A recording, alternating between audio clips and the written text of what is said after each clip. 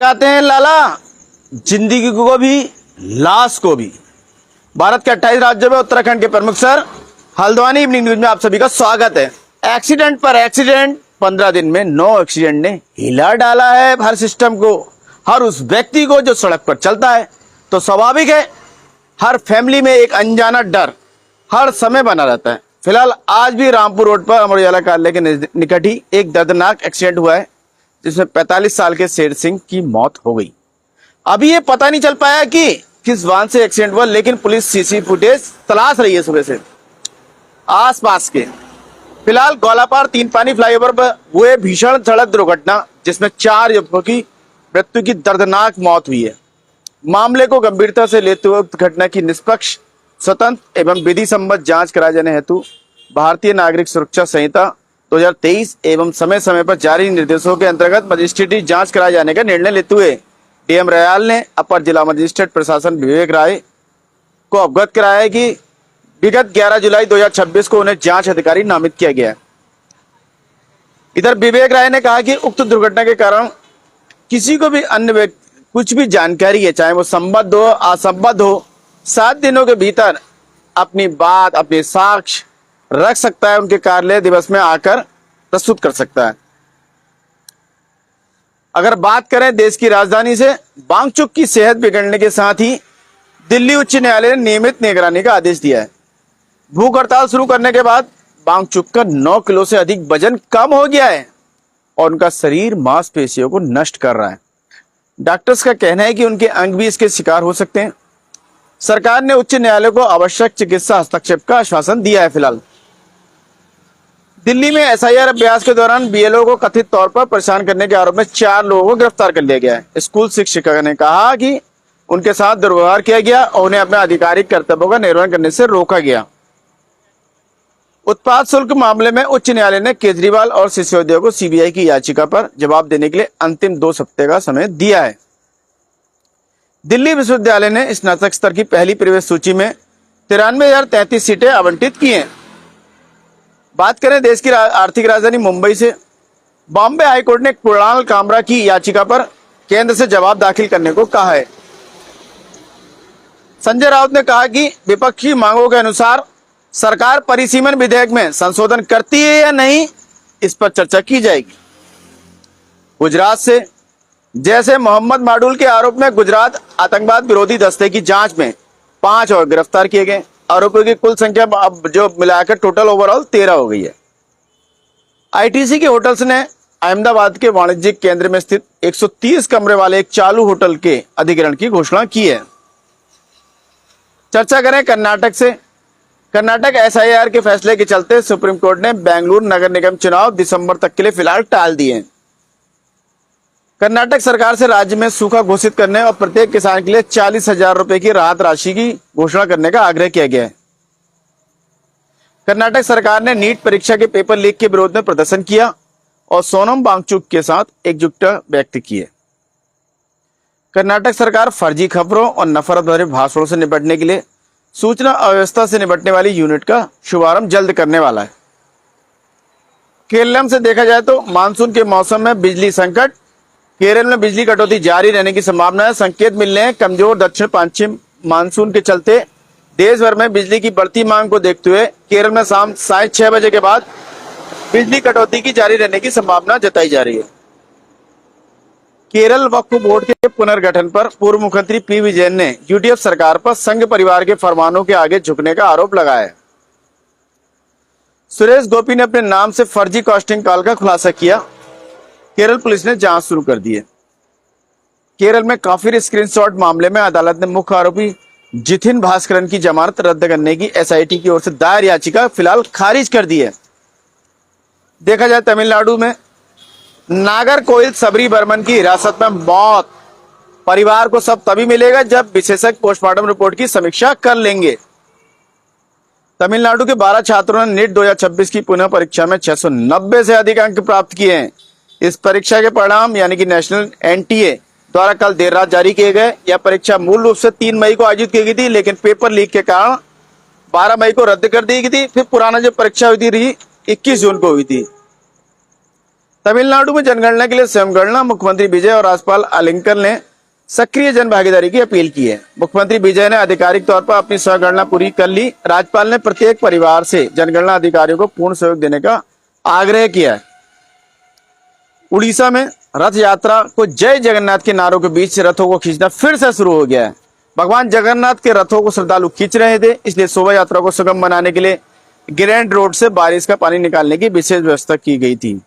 अधिकारियों ने बताया कि वार्षिक रथ यात्रा उत्सव के तहत जो एक दिन पहले शुरू हुआ था, भगवान जगन्नाथ और उनके भाई बहनों के रथ को ओडिशा के पुरी स्थित गुंडिया मंदिर के लिए अंतिम रथ यात्रा फिर शुरू कर दी है।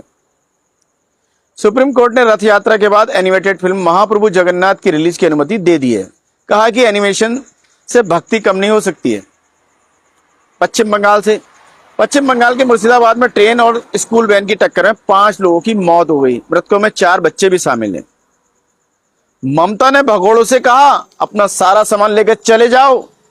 दर्शकों को जानकारी दे दें, ममता बनर्जी जो अपने राजनीतिक जीवन की सबसे बड़ी चुनौतियों में से एक का सामना कर रही है इन दिनों, उसने कहा जो लोग उनके साथ हैं वो उनकी सबसे बड़ी ताकत होंगे और वह उनके साथ मिलकर तृणमूल कांग्रेस का पुनर्निर्माण करेंगे। आंध्र प्रदेश से तिरुपति मंदिर में नीति में बदलाव से पहले दानदाताओं के योगदान की होड़ मचने से टीडीडी को एक ही दिन में रिकॉर्ड 97 करोड़ रुपए मिले। एक दिन में मंगलवार आधी रात के बाद मौजूदा दान योजनाओं के तहत मिलने वाली छूटें समाप्त होने की घोषणा के बाद दिन भर में लगभग 2460 श्रद्धालुओं ने दान दिया, जिसमें से 2354 ने ऑनलाइन और 106 ने ऑफलाइन माध्यम से विकल्प चुने। संसद के मानसून सत्र के दौरान जनहित के मुद्दे उठाए जगन ने। वाईएसआरसीपी सांसद ने कहा कि आंध्र प्रदेश में शासन व्यवस्था पूरी तरह से ध्वस्त हो गई है। इधर मंत्री सविता ने कहा कि सरकार हथकरघा और हस्तशिल्प क्षेत्रों को मजबूत करने के लिए उत्सुक है। उन्होंने कहा कि सरकार बाजार पहुंच बढ़ाकर नवाचार को प्रोत्साहित करके पारंपरिक कौशल को सुरक्षित करते हुए और राष्ट्रीय एवं अंतर्राष्ट्रीय प्रदर्शनियों में भागीदारी को सुगम बनाकर कारीगरों को समर्थन देना जारी रखेगी। अमरावती में मुख्यमंत्री चंद्रबाबू नायडू ने जगन्नाथ रथ यात्रा को हरी झंडी दिखाकर रवाना किया और कहा कि ये वार्षिक आयोजन अच्छा होगा। उनका कहना है कि मानवीय रिश्ते कमजोर हो रहे हैं और सोशल मीडिया का नकारात्मक प्रभाव बढ़ रहा है, इसलिए आध्यात्मिकता मानसिक शांति और भावनात्मक कल्याण का मार्ग प्रदान करती है। मध्य प्रदेश से आईटीआई को बीएसएनएल से 856 करोड़ रुपए का 4G विस्तार का ऑर्डर मिल गया है। इधर सीपीआईएम ने वक्फ बोर्ड पर सरकार के रुख की कड़ी आलोचना की है। ईडी ने लोनी सहकारी समिति मामले में आरोपियों को गिरफ्तार किया। Loni urban multi state credit and thrift cooperative society मामले में एक आरोपी को गिरफ्तार किया, जिसमें 30 करोड़ 51 लाख से अधिक निवेशकों के लगभग 10,314 करोड़ रुपए के कथित गबन का आरोप है। बिहार में देखा जाए तो राष्ट्रीय जनता दल प्रवक्ता मृत्युंजय तिवारी ने अपने पद से इस्तीफा दे दिया। उन्होंने कहा अथाह हो गई, इसलिए उन्होंने इस्तीफा दे दिया।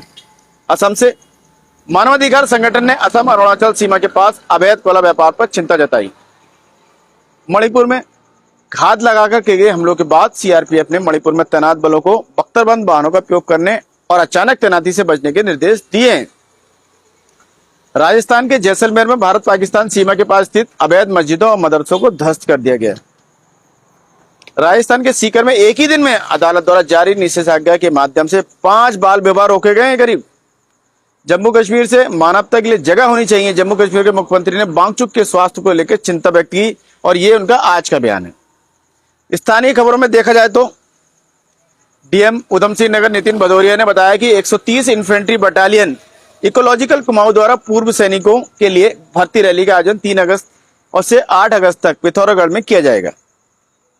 लालपुर के किसान इंटर कॉलेज में नगर पंचायत अध्यक्ष बलविंदर कौर की अध्यक्षता में आयोजित किया गया। शिविर में समाज कल्याण, पूर्ति विभाग, उद्योग, उरेडा, महिला एवं बाल विकास, स्वास्थ्य विभाग, कृषि पशुपालन, डेयरी, ग्राम विकास, मत्स्य, पंचायतीकरण, शिक्षा आदि विभागों द्वारा स्टॉल लगाए गए और सभी विभाग अधिकारियों द्वारा सरकार द्वारा संचालित जन कल्याण योजनाओं को विस्तृत रूप से जानकारी दी गई। शिविर में 468 व्यक्तियों द्वारा प्रतिभाग किया गया। सेवा सुशासन एवं समर्पण अभियान के अंतर्गत 18 जुलाई यानी कल शनिवार को राजकीय इंटर कॉलेज गुलरभोज व हाट बाजार किलाखेड़ा में जन कल्याणकारी शिविर एवं जागरूकता कार्यक्रम का आयोजन किया जाएगा। खनन विभाग की अनूठी पहल, 22 हेक्टेयर वन भूमि में होगी संजीवनी वन की स्थापना। खनन और वन विभाग के सहयोग से होगा निर्माण। इस मौके पर खनन निदेशक राजपाल लेगा ने कहा कि बदलते पर्यावरण के दौर में लोगों को पर्यावरण के प्रति जागरूक होने की जरूरत है। उन्होंने कहा उनका लक्ष्य उत्तराखंड राज्य में 10 लाख पौधे लगाने का है। रुद्रपुर में बनेगा अत्याधुनिक विकास प्राधिकरण कार्यालय, 18 करोड़ की परियोजना को मिली रफ्तार। ग्रीन बिल्डिंग मानकों के साथ समयबद्ध निर्माण के निर्देश। सचिव आर राजेश कुमार ने परियोजनाओं की समीक्षा।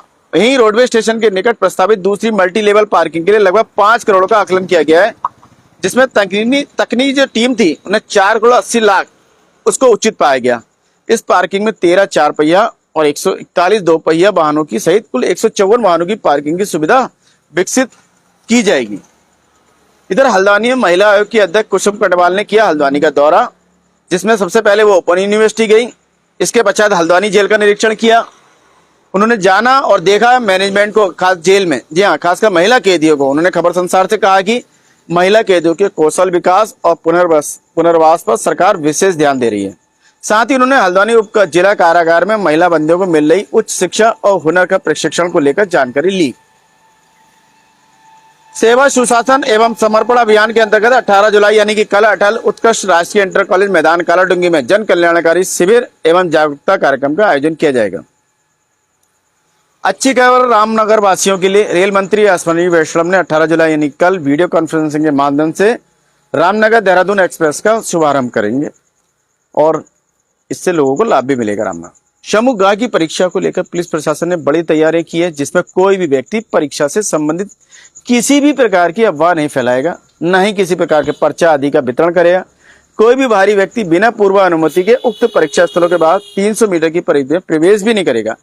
परीक्षा केंद्र से 300 मीटर परिधि के अंतर्गत न तो साइबर कैफे खुलेंगे, न फोटोकॉपी, न प्रिंटिंग, इन संबंधित दुकानों को बंद रखा जाएगा।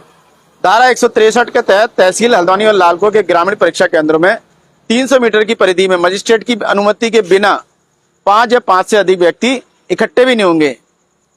न ही किसी प्रकार का शस्त्र, लाठी, डंडा, बल्ला आदि लेकर परीक्षा स्थल अथवा उसके आसपास दिखेंगे। कोई भी व्यक्ति उस परीक्षा स्थलों के आसपास न तो ध्वनि विस्तारक यंत्रों का प्रयोग करेगा। तो इस तरह की काफी बंदिशें लगा रखी है। एसडीएम मोनिका ने खबर संसार को बताया कि 18 जुलाई यानी कल शनिवार को नागरिक शास्त्र की परीक्षा है। इसके लिए चिल्ड्रंस एकेडमी आपका हल्दूचौड़ का, पीएम श्री अटल उत्कृष्ट इंटर कॉलेज हल्दूचौड़ का, Don Bosco senior secondary school Beri Padav का, India academy secondary school Dumka Bangar का, ओमपति हल्दूचौड़ का, यूनिवर्सल कॉन्वेंट आरटीओ ऑफिस का, सेंट लॉरेंस रामपुर रोड का, Tagore public school Pande Newad RTO road का और गुरुकुल इंटरनेशनल कमला गांजा का ये सेंटर हैं जहां पे परीक्षाएं संपन्न होंगी। इधर कारगिल विजय दिवस 26 जुलाई के अवसर पर जनपद में विभिन्न कार्यक्रम आयोजन होंगे। आज हल्द्वानी में अपर जिलाधिकारी विवेक राय की अध्यक्षता में आयोजित समीक्षा बैठक में इन चीजों की जिम्मेदारी तय की गई, कौन कौन विभाग क्या क्या करेगा। आशा है आपको खबरें अपडेट रख रही होंगी और चाय पर चर्चा के लिए मसाला प्रदान कर रही होंगी। अपने विचार और सुझाव साझा करें। कल फिर नए विषय के साथ आपके समक्ष फिर उपस्थित होंगे। इसी के साथ मैं मनोज आर्य, खबर संसार के लिए जय हिंद।